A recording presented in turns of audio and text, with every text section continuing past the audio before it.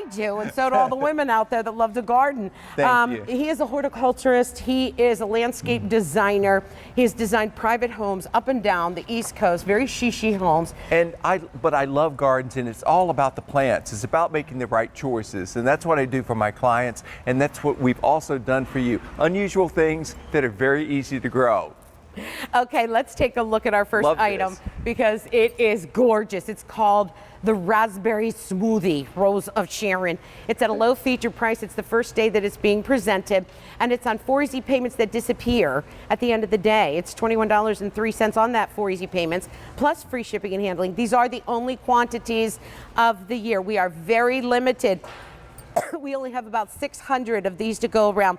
This is kind of like the raspberries. It really ready is. to bloom when it arrives, and it blooms all summer? All summer long, and you know, most of the small flowering trees are blooming in the spring. There's like almost an overabundance of those. But this brings your eye up in the garden during the summer. Think about this. Your annuals and perennials are kind of down here, you know, knee high at best. This is going to be 8 to 10 feet tall. It's a great signature plant for your garden. No pests at all. The deer won't touch it. Bugs don't get on it, and it will grow in poor soil. And if you've had Rose of Sharons before, you know how tough they are. And this raspberry smoothie is the toughest of the tough and the prettiest of the pretty. That's how it looks in front of a small garden. And all of those, by the way, are sun patients underneath it. We have them in the show. Indeed, so keep that in mind. But again, all summer long that's blooming.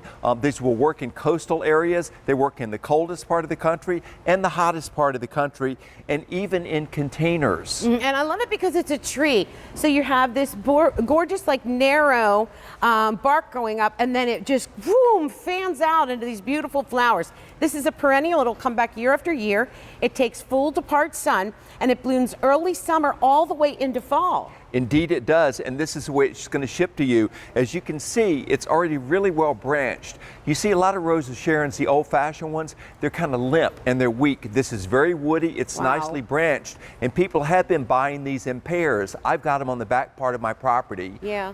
Well, I know. Behind my house. Oh, let's see, probably 5, 6 years ago, I got a couple of these from Cottage Farms, and I put them in the house, not in the house, but along the house to border. Well, we moved since then, and I'm like, I'm not leaving those. But I thought, well, they may die, they may not in the transplant. Well, I did it anyway, and I'll be darned, those things are so hardy and strong and beautiful. Toughest. They're the best, and I'm able to trim them according to the shape, size that I want. They're just so beautiful. They're beautiful. I've got some, the shrub forms that are underneath my bedroom window, and I clip them as a blooming hedge. So you can do this, or you can also clip them as lollipops, or just let them go and be wild and loose. It's a great commemorative tree, but if you want something that's going to bloom up high with practically no maintenance, I call it the daylily of the small flowering trees because it's that kind of easy. And we got daylilies coming up too. So perfect. By the way, a lot of folks are picking up more than one.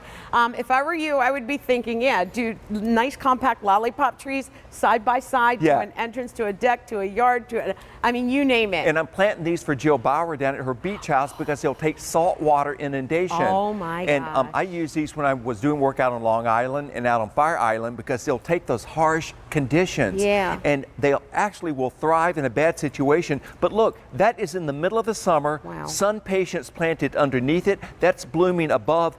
And nobody else will have a small flowering tree. No. You know, down south they have crepe myrtles, but the crepe myrtles can be really messy. Yeah. This is not a messy tree. Yeah, and up here all we have is a hibiscus. That's a hibiscus. I'm sorry, I keep interrupting you. But I get so excited because you're so right. We love the spring because you've got the dogwoods going, the Judas trees, you have you know, the lilacs going, but then poof, it's all gone. And then everything is down here blooming low. Yeah. Get something tall. And what I've done is my big clients, you know, that I have in Connecticut, what I did is I have my perennial and annual mixed borders. I planted Rose of Sharons behind the border as the backdrop because that's blooming up high. Then my eye goes up high, and that enables me not only to just please the client, I can get them published. Yeah, Philip, what do you mean by that? Wait, I got to give a quick update. They're in magazines. Oh my. These are growing very quickly. We only have, Dan, how many did you say, darling? We only have about 400 left for the entire season. And by the way, don't miss out because my last scripted day is Friday. That's right. Yeah. So we mean by scripted is it's already planned, but after that, that's it. We've planned other things to move on with the season. Now, he may come back here and there if, maybe, I don't know.